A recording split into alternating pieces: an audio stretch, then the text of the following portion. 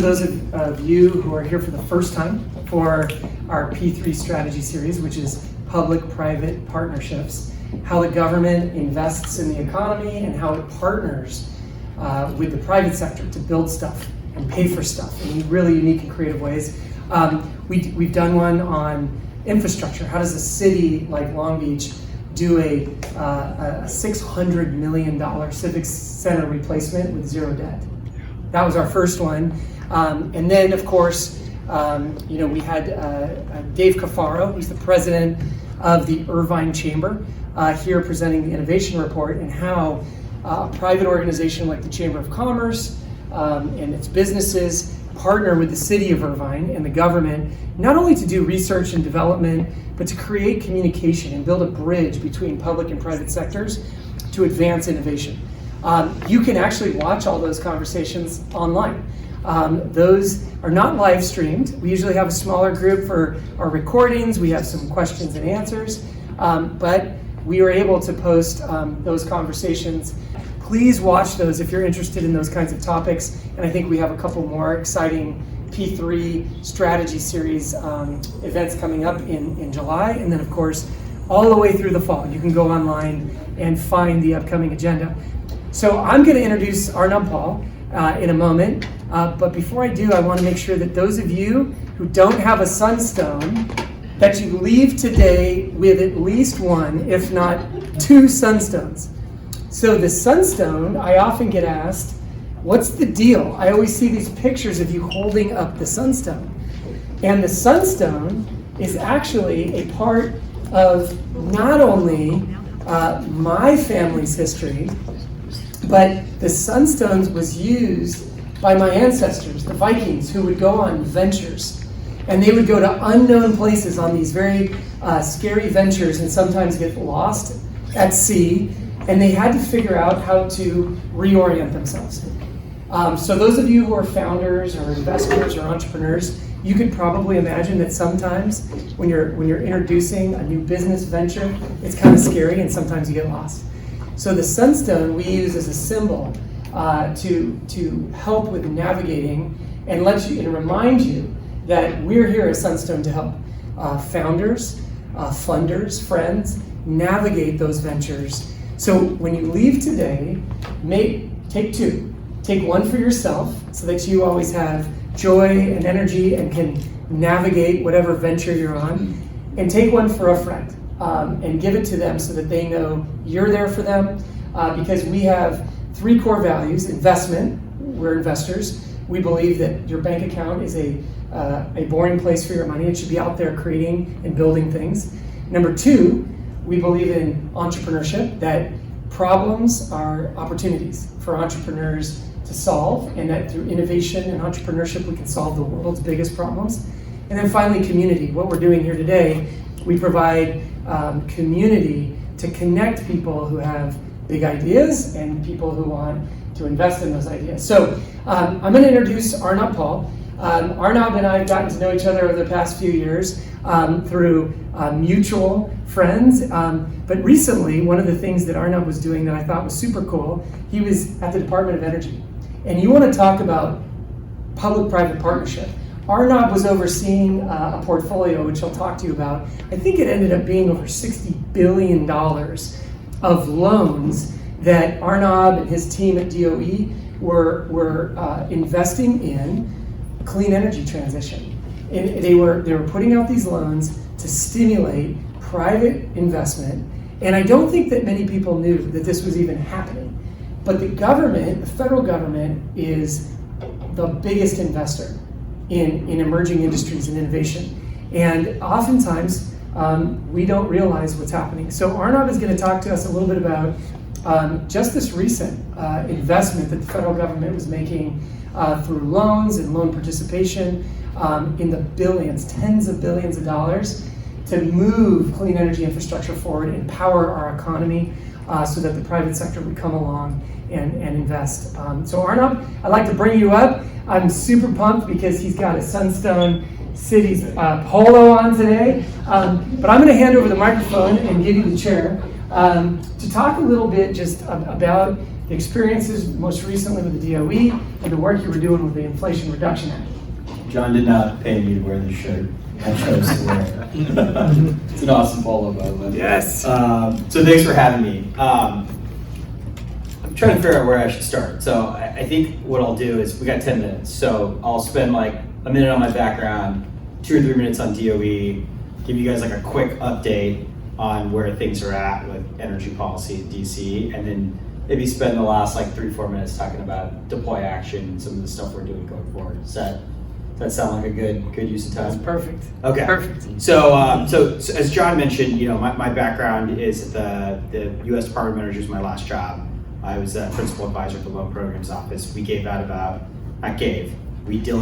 and executed over $60 billion in loans that contributed to the infrastructure boom that we've seen in this country. Previously, I was a senior U.S. Senate staffer. I helped write some of the provisions of what was the Inflation Reduction Act, and we'll have to be again one day. And before that, I was at the utilities. I was principal economist for SDG&E, resource planner. I spent some time as a management consultant, done a little bit of everything. So I got a decent California background, and I have a lot of appreciation for what John does, being able to get public entities to invest and improve the lives of folks with the coordination of the private sector is extremely difficult. Even harder in California than I think it is in the federal government. So I understand what the folks here do, and it's really great work what you guys are doing. I think the couple things that I would love to take away from DOE is that when we started our process, and we got about $300 billion in authority to help invest in infrastructure. Most people said that it was impossible. There was no way people would want to deal with all the stipulations that the government requires the loans. And truth be told, by the time we were done, we were oversubscribed. And there were people wanting to take big risks to build projects. So what we specifically did was we focused on technologies that were ready to go, scalable, but have not been proven yet. So back in 2009, this office invested in solar and wind because that was not proven at a utility scale level. When we came back in 2021, 2022, 2023, we did not actually invest in solar and wind at all because by then that had all been scaled, proven, and done. We invested in technologies that we knew worked. So virtual power plants was one of them, some advanced nuclear, a lot of manufacturing facilities for electric vehicles and batteries. All these things were ready to go, but no one had built the first plant yet. So that's where the DOE Loan Programs Office steps in. We provide capital to build the first of a kind. And what we do, and the reason why our program works so well, is we said we will give you 50% of this $6 billion project, potentially in loans that are backed by the federal government, but you have to go raise the other $3 billion in the capital markets yourself. And generally speaking, anytime the private capital markets want to give someone $3 billion, there's definitely a project where people are going to make money. So we were sort of self-protected in that we were half the partner and the private sector was the other half the partner. Now, we were highly successful in that we helped build 800 manufacturing plants in this country through the Loan Programs Office and other programs at DOE, which is unheard of. It's the first really manufacturing boom in this country since the late 1970s. And I think the biggest regret I have is more people didn't know about it over the past couple of years. A lot of that work is in jeopardy. And especially the manufacturing built in America component, because a lot of the tax credits we passed incentivize people to build things in the United States in partnership with foreign entities, right? So, and that part is going to be more difficult. And I think that's coupled with the fact that there are all these new foreign restrictions that don't really make sense. I think we all supported some variation of foreign restrictions, but ones that really helped bring capital into the country in the right way. So I think the manufacturing renaissance in this country is in jeopardy. What I don't think is in jeopardy is the power of renewable energy. And I think despite what changes have been made in the tax credits, the solar industry, the wind industry was resilient. They are already the cheapest option on the table. They are the key to building a low-cost energy future. I chose to do this for a living because, all great societal gains are made through cheap energy. And that's how you grow economies, that's how you grow people's livelihoods, and I'm a firm believer in that. And the nice thing is, right now, today, the cheapest form of energy is the cleanest energy. And that's just never been the case in human history. So I'm disappointed by some of the things that have happened by those who have taken the reins from me, but I am super hopeful. And one of the reasons why I'm hopeful is because I do think there's a lot we can do at the state level, where Sunstone's doing, to help build infrastructure and continue these public-private partnership entities. We formed this new 501c4, C3 entity deploy action really to bring together the private sector with labor unions and state and local governments to be able to find ways to build. And we are now about 7 months in operation, and we have been successful in advancing legislation to help do that. And we have been successful in bringing together the public and private sector to really execute on those projects. One example, which I think John knows we won't be able to record, but I want to talk about it a little bit with you guys in private. So we'll have to cut this out.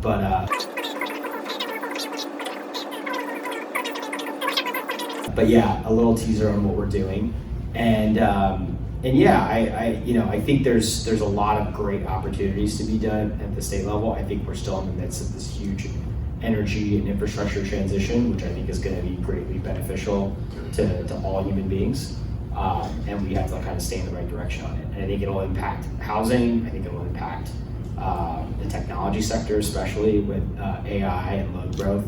And these are the things that we started talking about at DOE in 2021, and everyone looked at us like we're crazy. Now all everyone talks about is how AI is going to eat up our power system, and we need to build more power. So that's great that everyone's sort of found this out. But regardless of where you're coming from, to be able to grow a strong energy sector is key to infrastructure growth and economic development. So I think I'm around 10 minutes. Is that? Yeah, man, nailed it. Well, yeah. I don't think we realize how much the federal government is an investor. I call them the biggest limited partner, the biggest LP in the world economy is the United States federal government. Yeah. When I say that, does that resonate? And how did you at the Department of Energy, how did you act as sort of to catalyze investment in, say, the energy sector? You were talking about some of those manufacturing facilities, some of those technologies. You were underwriting some of the risks. Can you just talk about how that works? Because I'm always blown away with how sophisticated our capital markets are. And the government is always at the forefront of it here in the United States. Yeah, so look, I think the government has always been an early stage investor, in research, development, across so many sectors: healthcare, science, basic research, energy research, technology. I think what was new in the last half decade is this acceptance that government can be a later stage investor in the process. Interesting. And I think it's been pretty tough in that getting this concept across the government that hey, the private sector is going to come in and you can't dictate all terms on them because they're bringing a lot to the table. And then I think the other tough part, and this is sort of what we sort of went through, is going to the developers and being hey, look, you're not gonna, your business isn't gonna end if you have to pay prevailing wage. And it's and we can prove it to you. And the conversation we often had to have, and a lot of this tension is between the developers and the labor folks, is you can use prevailing wage labor or union labor and build great projects. And I think it's taken a lot of cultural shift in both the public and private sector to sort of meet those goals. I think the other thing is a lot of these programs people just don't know about. It took us 2 years to just get people to use it, which is why I'm kind of disappointed that the program stood still in the last 6 months, because we spent a lot of time telling people, hey, you have this option. It's going to be hard to get this money, but if you do, it'll be well worth your time and money. So I think there's been a culture shift, and I think we need to continue that culture shift at the state level. I've had conversations in the state legislature in California could we do an LPO style program in the state of California? I was absolutely. Instead of backing it by the full faith and credit of the United States of America, you could back it with California's bond rating, right? There's plenty of ways to do this, and it's people got to get creative. I think the hardest part is like, while this is actually low risk stuff in like the big scheme of things, like I think our project success rate is like 97% or something like that. We recover like 97% of the money that we've given out, we've recovered. And net, if you include all the interest we brought it in, like we are a net revenue provider to the government. So, but to people in the government, this seems super risky, right? It's like, well, what if the project fails? Like, what if like I'm on the news and like, when you work in the government, this, like risk management is such a big thing in everything you do. You're always like, well, I don't want to screw up. I don't want to mess up, and it's like, I think people need to take the approach when they're in the government. It's like, no, we want to take some big chances. And if we're successful a bunch of times, if we have a couple errors along the way, people will forgive us. Yeah, well, so let's talk about risk. So a lot of people here are investors. When it comes to getting things built, the cost of capital right now, we all know interest rates are high. Interest rates for pre-construction are even higher. I'm hearing from developers that to get pre-construction money on hotels, or maybe they want to build some sort of clean energy retrofit on a facility, they're talking about 12, 13% pre-construction loans. How did your programs at the federal government, Department of Energy, bring down the cost of capital to do these projects and to get the economy going again? So bringing down that cost of capital, what role can government play? You touched on it a little bit about a credit enhancement or maybe loan guarantees. Really unpack that a little bit more for how it actually works to bring down the lower the cost of capital, lower the risk for the private sector to come in, the private banks or the private investors to come in and partner with the government. Because I think that seems to be the big unlock for some of these things we want to build. Yeah, so what's funny is like the first couple years we were at it, nobody was like, oh, we don't need that. Because it was like our rate in the loan programs office was treasury plus 3/8%. And when interest rates were super low, everyone was like, well, I can get low cost debt, I don't need to deal with the government. So like a lot of people were like, eh. And then like 2022 came around and everyone was like, oh man, like, you guys are giving me like 6.5% and everybody else is like 10% for debt, like 12 or 13. So like, legitimately, like we're talking 400, 500, 600 basis points. And like that's after the extra money you have to put into to dealing with us essentially. So look, it's a huge unlock. It brings down, like our whole thing as interest rates went up is like, look, we had a lot of utility projects because even big investor in utilities were getting much better rates through us than they were through their traditional debt channels. And they were like, we were like, look, we're a huge, like this is just ratepayer savings at this point. Yeah. And it, just so you guys understand, I don't want to go too far off topic, but with utilities, they tend to like finance a majority of their projects through equity, which makes little sense because their projects are pretty low risk and they're like almost always going to get paid back by the ratepayer. So like they should be using more debt, right? Yep. And for them, like debt's cheaper. So if they're using cheaper debt, more debt than equity, then that's less of a burden to the ratepayer. Mm-hmm. So, we were able to convince, our largest loan was to Pacific Gas and Electric, which I think was controversial in many ways. But the one way it was not controversial was it was a huge savings to the ratepayers of California. Yeah. Because we were able to provide them money that no one else was going to, and we want to incentivize them to use debt, right? Because the last thing is like, why would they're getting 20% return on equity for a project that we know is going to get paid back, or highly likely to get paid back? Like, what's the point in that? Yeah. So how big was that? This is perfect timing because we're in California. We want affordability is key, and one of the biggest issues of impacting affordability for business owners and residents, and impacting even transportation is the cost of energy, right? The cost of electricity. So that PG&E loan, how big was it? What did it do? Why were you guys interested in that project? And then ultimately, how is that going to impact or lower the cost for the California economy? So it was about $15 billion. So if you think about it, the loan from us is $15 billion. Yeah, it was a quarter of our, may have been a little bit less than that, maybe something between 13, 15 billion. But the actual final amount, it was a quarter of our portfolio that got closed in the end. And look, that's like probably $30 billion in projects. So two things. One, just the straight savings and interest is if you're saving 4% interest on $15 billion, like like, do the math, like that's hundreds of millions of dollars in savings right there, right? Or at least $100 million in savings. So, and it might be more if you really dig through like how that capitalizes across over time. So I'm underselling it. I think the other thing we did is like the projects that they were going to put towards. So one of the things that we focus on to deploy action in these virtual power plants, they dedicated a quarter of the money to virtual power plants. What these are is they're essentially taking resources like your thermostat, your battery, your solar panel, and being able to program them so that they are released at certain times a day when the grid needs the most power, and then they also defer the need to build distribution. And what these things do is they're the cheapest form of power in that you don't have to add power when you use this. So it's like, call these like in megawatts you don't need. So a quarter of their loan portfolio is dedicated to that. So every time they're building those, instead of actual power plants, actual transmission distribution lines, the ratepayers save money. So that's awesome. And so think about this too. Every time a load-serving entity like a PG&E or a Southern California Edison builds more transmission lines, builds more distribution or power plants, who pays for that? Yeah, I mean, we all pay for it. And to be clear, they need to build more of those. Yeah. And like, what'll happen is as more power is being used, we expand the rate base, so there's more payers of the rate. Yeah. So it's not a bad thing that they're building more. We want them to. What we want them to do is build smartly.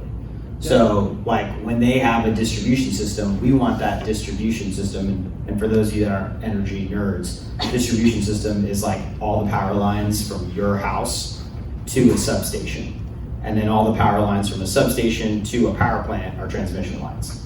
So a lot of the rate increases we've seen in the state comes from the distribution system. It's the distribution rate that's gone up. And a lot of this information isn't published on the capacity distribution system, where there's capacity, where there isn't capacity, and we're working on a bill to get that fixed, which right now just passed out of the Assembly Utilities Commission. Awesome. Together to deploy action. So what happens is, we want them to build the most efficient way as possible. So if they're building a new distribution system, we want that to be 80% used, right? Because if you spend $100 million and you're using it only 40% of the time, you're wasting $40 million, right? Whereas you're using it 80% of the time, and you can't use it 100% of the time, because you need a little bit of like leeway for tough days and stuff like that. So, but if you're using 80% of the time, like you're utilizing $80 to $100 million all the time. So what we want the utilities to do is to be able to build systems that are that efficient. So, and it's not always, and I think they want to at their core, but it's not always in their interest to do so. Well, it's interesting. I think public-private partnership, again, government playing a role to induce private capital to come in and share in the cost of this infrastructure, lower the cost of development, also influence behavior. So this idea that every time they build more transmission lines, which we saw recently caused massive amounts of damage through the Altadena fires, if we can build those better, smarter, but also just anytime we build something, ratepayers have to pay for it, right? It goes into our price per kilowatt.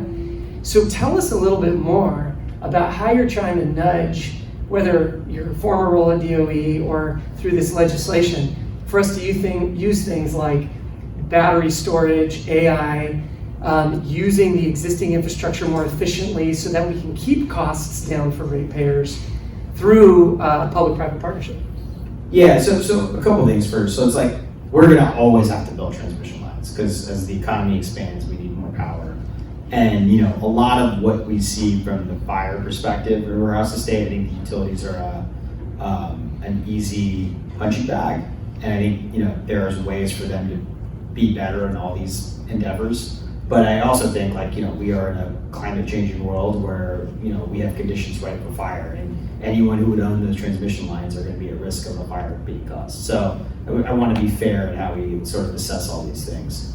But what we're doing is, what we're trying to do with this bill that we're working on is, we want to get access to all the information, and we want to know exactly how efficient these distribution systems are. Right now we don't have access to this information. And until we have access to the information, we don't know where we should build more batteries in homes with thermostats to make a distribution grid more efficient, or where is there extra capacity that we can pull from.